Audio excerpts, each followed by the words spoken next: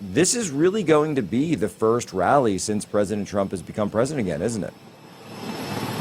This really is. He's done obviously a couple of speeches, but not what has been called a rally by the Trump team. And so today would be the first. And I think it's really interesting how we're doing it in Michigan and doing it in a swing state that he took. And of course, if you look at all the support that he got from the auto workers, especially now with the tariffs that are in place, and there's going to be a little bit of revision on those tariffs as far as auto parts and what percentage that they might be paying or what percentage they might be getting back in return as well. So it's very interesting that it's taking place in Michigan.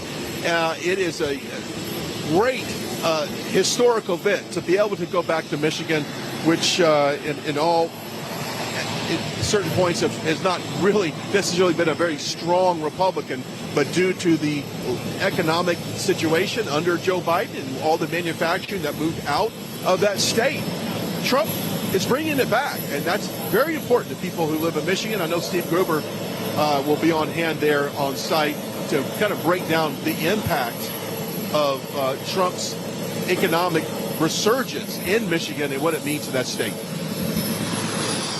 All right, Air Marine One now is finishing up its landing.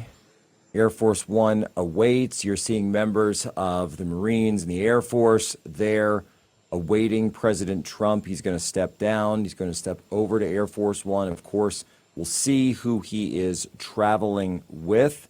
This is usually a situation where, and this is big, 100 days that no one ever thought were possible, Brian. They never thought that we would see another 100 days. They told us it wasn't possible. And here we are after 100 days of making America great and healthy. Again, President Trump, and I've said for a long time, and I'll continue to say this, that you can't judge President Trump on his first 100 days. You can only judge him on the very last day, looking backwards to see how he's changed everything. But really, the first 100 days, he's changed quite a bit, and I know that he certainly has a lot that he'll be able to hang his hat on. But at the same time, the rotor blades winding down now, props coming down, so he'll be stepping off very quickly. The Marines now approaching. And Brian, President Trump really is going to use this as an opportunity, I think, as you say, to sell those tariffs. President Trump now, the door opening, the steps coming down, and we'll see him in just a moment here. Brian, tell us what you're seeing.